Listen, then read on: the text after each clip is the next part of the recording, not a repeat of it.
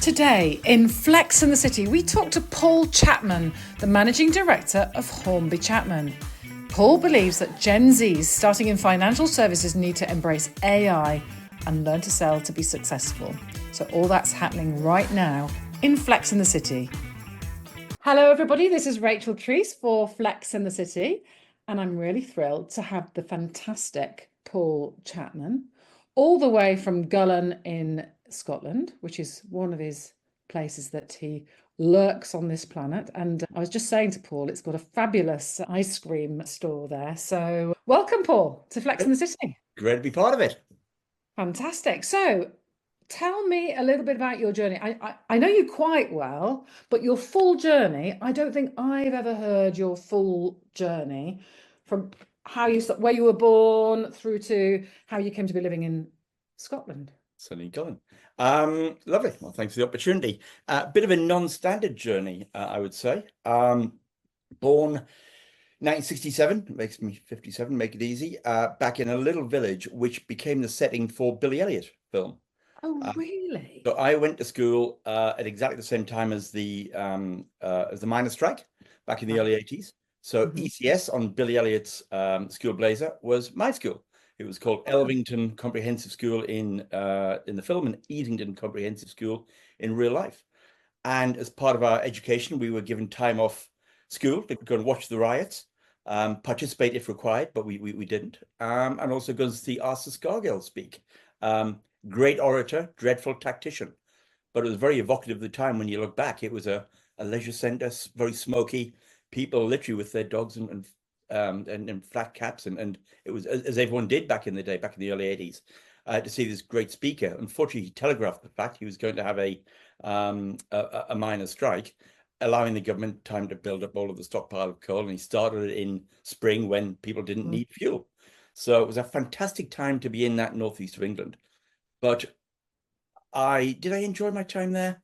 Made some great friends. I've just had a 40th reunion there, but it's a very different world to the one that I inhabit now, which has been finance for the last 35, 36 years. And my window on the world came about in a very odd way. I took up clay pigeon shooting at a very early age and had to meet someone on a farm and shoot in progress with my father. And I shot, can't remember if I hit or missed the clay, but loved it. Became an absolute focus and obsession, made the British team, traveled the world with the British team, and I was exposed to a different life. People who had a very different life to the one that I did in the northeast of England. And around the time, late 80s, or mid 80s, deciding what to do, I saw an advert for the first ever pure finance and fund management degree in Britain at a place I'd never heard of in Bournemouth called the Dorset Institute of Higher Education, also known as Wally Polly, because it was known on Wallasdown Road in Poole. Looked on a map, Bournemouth, yep, that's far enough away, and ended up having a fantastic, probably four of the best years of my life. 2 years in Bournemouth, 1 year working for Barclays Stock Exchange branch in the City of London as a placement student, and then back to Bournemouth for the 4th year. Whilst at Barclays, did a little bit of security services work, where we had a big green plastic folder with a small key, and you'd open it up and say, 5 shares of British Airways registered in the name of Mrs. Miggins. Put a stamp on, close it, whatever. How the world has changed from that. Unbelievable. So I'm just curious. You saw that degree down in Bournemouth. Was that just looking back? Was it fate, or had you researched it, or how did that come about? I truly didn't know what I wanted to be. You know, in a perfect world, I would be a humorous travel writer, halfway between sort of Paul Theroux and Bill Bryson. Not that I'm certainly not in the same class as either of them, but I had no idea what to do. And all of a sudden, there was a lot in the background about the Big Bang, what was happening, stories of people who were plumbers on a Friday going to become stockbrokers on the Monday and earning £100,000 from Merrill Lynch. I thought, wow, that's great. But how about if I actually did a degree in it? That would be even better. And very serendipity, it came up, saw this degree, graduated 1990 in one of the worst years of banking employment in 30 years. Dreadful time. And sitting in my cold little flat opposite Catford Bus Garage at Bellingham Road, I sent out 200 hard copy CVs. And because obviously 5, 6, 7 years pre-internet, had a Pavlovian reaction every time the door came. I ran along, what was it? I remember I had 5 responses from those 200 CVs. of which 4 were rejections, and 1 was an offer of an interview from a firm I can't even remember applying to, called Brown Brothers Harriman. Borrowed a suit, dreadful ill-fitting suit, and tried to tie a tie and bumbled my way along. And I had the first interview, and for some reason got through the second interview. And my boss-to-be, a delightful chap, who had a big impression on me, called Peter Gibbons, said, "Paul, any questions from the first interview?" I said, "Just one, Peter." I said, "Custody. Run it by me one more time. You make money out of holding share certificates." He sort of sighed and said, "Something like that, Paul." I said, "Yeah, it's a job. It's a job."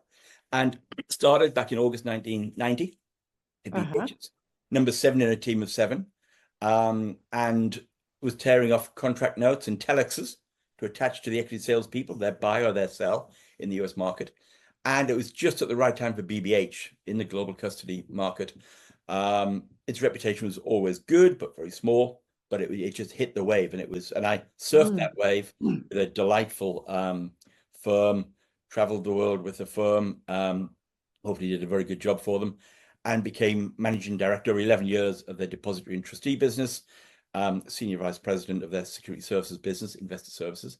And it was all going extremely well after 11 years until I made that fatal career mistake of marrying the girl who sat on my left. And I always said I'm either classic English rose or the 6-foot tall, long-legged brunette.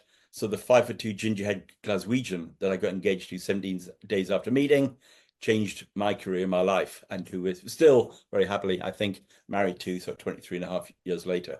Bit of a whirlwind, engaged in 17 days, joint account in a month, married in a year, 3 daughters of 2 and under at one stage. So really quite an interesting journey. But the firm was too small. It was my first real job, 11 years. So I moved along to Pershing, European head of sales and RM, when it was owned by Credit Suisse. So we got off in New Jersey. And then was pushed away by State Street to a bigger firm running global client relations or strategic clients. And it was a bit like Goldilocks, small firm too small, big firm too big. And then Northern came calling.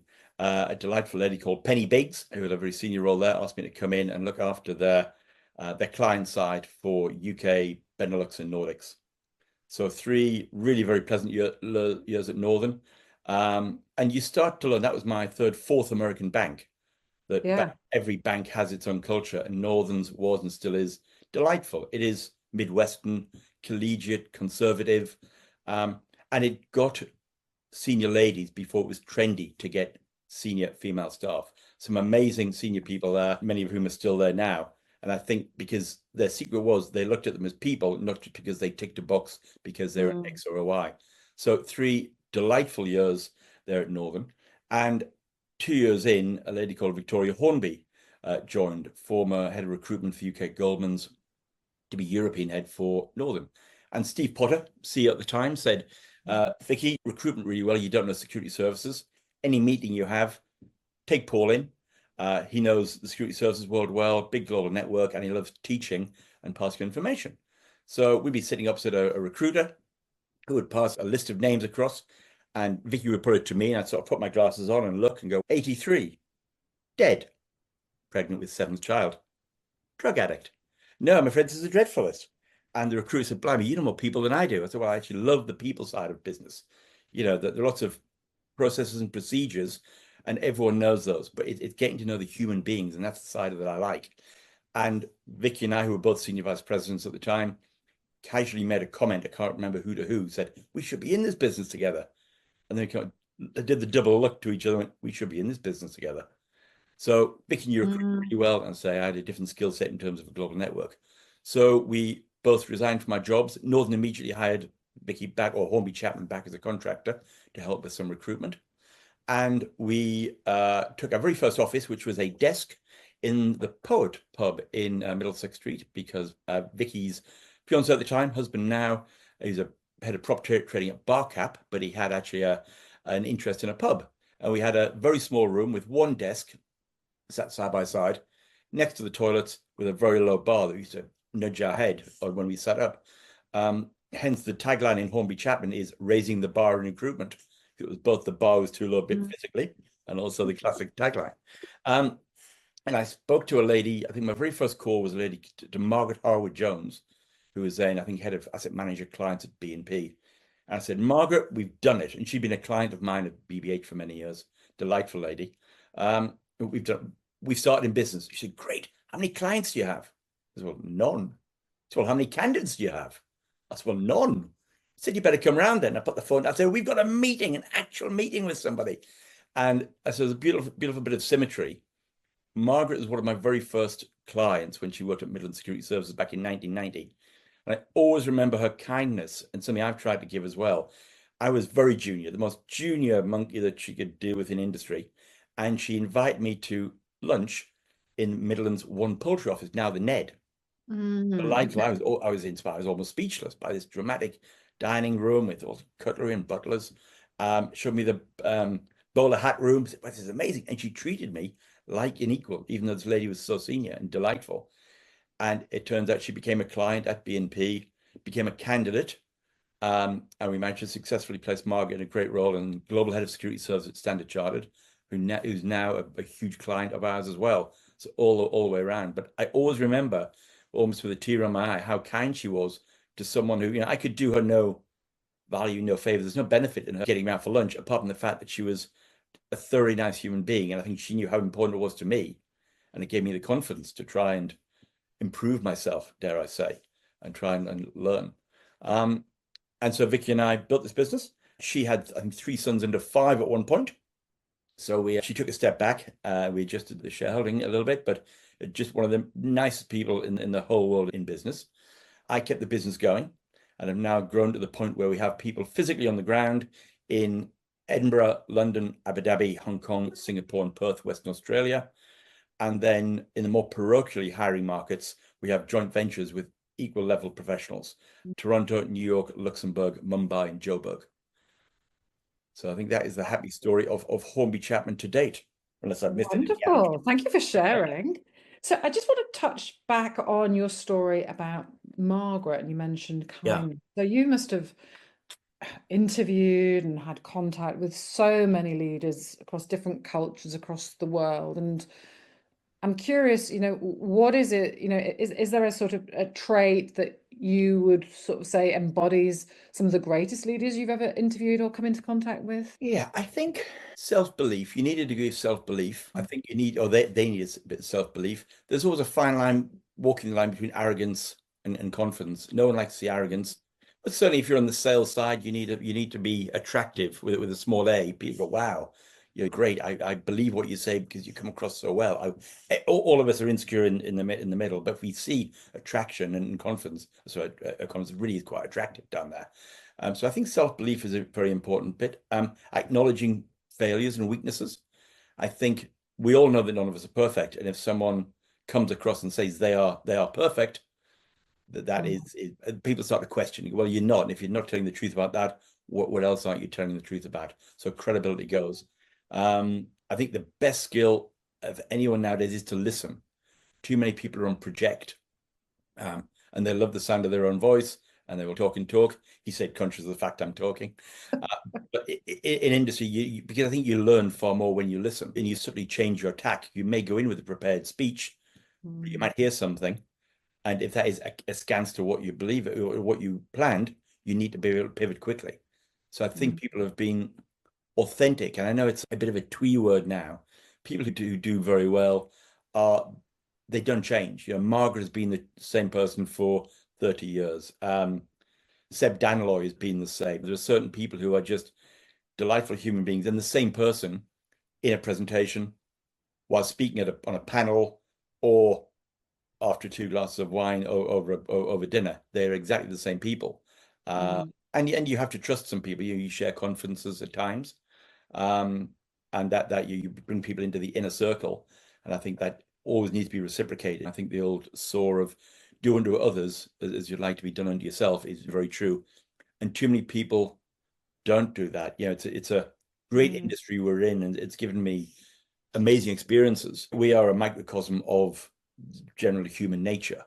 So all in all forms of life, but certainly banking, you have some arrogance, some insecurity, aspiration, and weaknesses. It depends how much that comes to the fore. But those that have done well are are consistent with themselves internally. They don't have to think about their persona. I always say that with an interview as well. Any Muppet can pass an interview by smiling, nodding, and saying yes for an hour. It doesn't help anybody. It's a two-way process. You're interrogating with a small I if this is the right role for you. And some people put themselves into a third-party persona in order to pass an interview. All well and good, but it means you've got to stay in that persona for the rest of your career, which is just frankly tiring. You may as well be yourself, and that way you know what they're getting, they know what you're getting, both ways, and that makes you a much more successful hire and more successful role application win for it. So may I ask, you're a dad of 3 girls, Paul.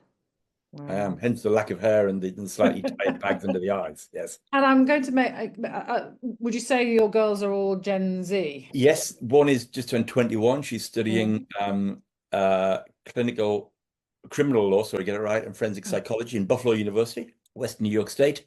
Molly in the middle is studying up in Robert Gordon University, studying nursing. It's a very caring, thoughtful, and empathetic. And then our youngest one is away at school, a sports school down in the south of England. So yeah, all very different girls, all delightful and challenging in their own way. If they're watching this, I love you all, but you're all challenging. Absolutely, absolutely. And so with girls and with Gen Z, what do you think? What do you think that financial services needs to be doing to attract more Gen Z to the industry? Yeah, it's a good question. Something we spend a lot of time thinking about and actually trying to help practically. I'm a founder member of an organization called TSAG, the Security Services Advisory Group. And you can look at the website for the background, but basically people to experienced industry professionals who built TSAG to promote thought leadership in the post-trade world and or organize business collaboration opportunities. And we actively invite the next generation along to we have webinars at their conferences. We actively, whilst the senior people are the natural client base, we get the next generation along because too many people only get exposed to senior management, how people relate to each other, what they talk about when they basically rise up the organization, which is arguably too late. You need to bring people under your wing at an early stage. So we actively work with TSAG for that. Also, women asset servicing, which is designed to have a level playing field for women in the asset servicing industry. Dedicated seminars on next gen, and they're very different outlook on life to what we want. You were very supine, I think, when we went in as back in the late 80s. You tipped your forelock and you did your job, and there was a hierarchy, and that was it. And you certainly didn't challenge. Whereas next gen, they do challenge. So bosses now need to be open to accepting that people will say, tell me why I need to work in your firm. Tell me why you're better than another firm. Tell me what you do in the community. And old school people would cough out their pipe at this when you talk about it. But now we need that fresh thinking and the fresh blood coming in. Because they're the people who can fully accept technology. I'm 57. The generation above us didn't understand technology and don't now. My broadband, they understand technology to a degree. We've had to learn and work hard, but we still remember how it was done before. This new generation coming in are all about new technology, and they don't care about old processes because systems don't tend to fall over, whatever we think at our age now. Systems appear, so they can think the skills going forward will be how to embrace AI, how to really get blockchain and DLT implemented and get rid of the old legacy systems. So I think back to the question, in order to get people in, we need to be embracing at the management level. We need to get over ourselves to a degree and not think they're just nippers, they don't know anything, they're naive, they're gauche. We need to say, it's different. We were the young naive ones at first. Let's try and get in and be much more inclusive. The old phrase, and it's a cliche, if you can see it, you can be it.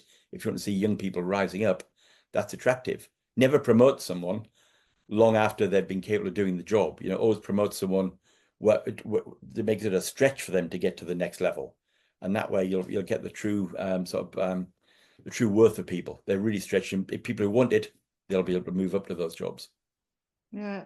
So if you were to wave a magic wand, you operate globally, Paul. If you were to wave a magic wand to do something that would make this industry greater, better, more sustainably performant? What do you think that needs to be now? It would need a magic wand, and I think the full adoption of AI. I think we haven't even begun to tap the potential of it. I think it will take a long time. The precursor to that and a different AI, but in technology with blockchain and DLT, it's been talked about as being the silver bullet solution for many firms for many years. In reality, it hasn't happened. But I think we almost need a seismic change in the way that COVID changed the way that we use cash. Who would have thought in 2019 that by 2023, very few of us ever carry cash? What on earth could we think? And I think we need the same issue. If people just implement technology piecemeal, it isn't going to happen. There are lots of inefficiencies still in the industry, which some firms make money out of and others don't. But I think that there are 10 links in the chain for every life for a trade. You implement AI and the other technologies out there, you'd get to 2 or 3 links in the chain, which would mean a lot of the players leaving, going out of business, but a lot more efficiencies coming in. But that would be a magic, a silver bullet stroke magic wand solution. Yeah. So as well, if you had a 21-year-old Paul Chapman, and they were entering the industry, what might your counsel be to that young future leader, Paul? I would say learn to sell. Hmm. The biggest single skill set is the ability to sell. There's a great survey that came out in America a few years ago. It was 200 jobs. Which ones are going to be the first to go in order? Which ones are going to be the last to go? And certain ones with GPS, with self-driving cars, the taxi industry is going to get decimated. Your self-driving lorries all the way through. And I think that the final 2 jobs with the 2% chance of going by 2035 was selling, because people like to deal with human beings. And with a 1% chance of going was religion. So if you can combine selling and religion somehow, basically you future-proof your career for the next 20 years. But in financial services, the ability to sell and be commercial. And I think too many people in the industry don't think about the big picture commerciality of their job. Their job is to say no, which is fine if you're on a risk committee or in compliance or whatever it might be, or in HR to a degree. But it's far better if they've got business experience. They say, I know, I appreciate the implication of me saying no. I need to adjust that risk parameter, because if we don't make money in a commercial enterprise, we're all out of business and our clients suffer and we suffer. So if you can sell, and people sell face to face, that's the way. You don't want to sell via computer. We're humans. We like to, there's something subliminal about buying from another human who you trust. So I think that would be the single biggest thing I would say. I would also say that anything is possible. You can reach the highest levels, but everything in life is a trade-off. And it sounds I'm full of cliches today, but yeah, it's true. Never make a move for money alone. Money is the byproduct, and it's true to say that it will come if you're good at something, but it only technically takes up 8, 9, 10 hours a day, a normal job. But as we all know, we take it home with us. It sleeps with us overnight. It goes on holiday with us. You need to be happy in your job. And I know too many people who on a Sunday night are physically sick because of the stress they put themselves under having to make money. And it's a horrible existence. And it's too easy to bring it home by snapping at your other half, by having that whole bottle of wine on a Monday night rather than the standard glass and a half. It does happen. People, sadly, many occasions of people's health being damaged, mental health as well. Something that it wasn't talked about at all until probably 5, 6, 7 years ago. Now there's still a bit of a stigma about it, but it's good to get out. There isn't quite that negative concept about the fact that, say, listen, I need to take a week on holiday because I'm feeling under pressure. But too many people try and mask it and feel that they need to be more male or female, need to be more macho and just bluff it through, because it shows sign of weakness is to potentially lose my job. And in this cutthroat world, you've got to do everything you can to cling on to that job. Certainly true the older you get as well. There are issues with age and everything else on the diversity spectrum now. So people are more likely just to stay quiet and not admit to their internal suffering, which isn't a healthy move. So I would say get a balance, be true to yourself in terms of the amount of stress you can take. And as I never make a move for money, it should be holistic. In every job, for it to be successful, yes, you need to make money, but you need to have the ability to move the dial, make a difference, which is easier in a small firm than a larger firm. You need to be appreciated. You need to enjoy it, have a degree of cultural alignment and a degree of stability. And different stages of your life, different ratios. If you get fired at 20, I go traveling. If you get fired at 48 with 2 children and a husband or a wife who doesn't work, it's really stressful. So all of a sudden, stability is much more important to that. But it is a stressful position. It is a very stressful world that we're in. I'm not sure that's going to change anytime soon, apart from a greater understanding and more empathy from management to staff. This move from IQ to EQ 10, 15 years ago, it was, if you were the brightest in the room, you were the boss. Now, even if it made bad working practices, whereas now that move to EQ, the emotional quotient, is much better, and people are much more empathetic. They listen, and they're the bosses that do well, the ones that get and anticipate where there might be a potential burnout situation with an employee. Don't just say, I'm the boss, God damn it, you will do what I tell you. That's not the way you'd be in real life, I would hope. Don't be like that in work. The empathetic bosses are the ones that are doing better now. Absolutely. So I'd like to conclude by just going back to that sport that you played as a young man, clay pigeon shooting. We still play it. You're still involved in it, aren't you? I am. I recently left being the England team manager. I spent 5 years as England team manager for one of the called the Trap Company. We won't get into detail. One of the types of shooting, and now I shoot for Scotland, which is my adopted country where I've been for 17 years. Obviously, kudos to Mickey taking the English question why I'm Scottish, the Scottish question why I'm English, but it's all part of good-natured banter. So I'd like to know, clay pigeon shooting, it's a sport, and I'm guessing that you have to be very precise in this particular. Correct. What do you think the financial services industry could learn from the art and science of clay pigeon shooting at the highest level?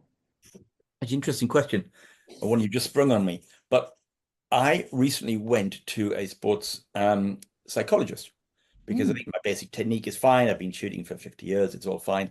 But as I'm walking, as I'm shooting, I'm thinking, what flights do I need to be on next week? Have I paid this bill? And got completely distracted. So I ended up not thinking, focusing on, and basically falling between two stools.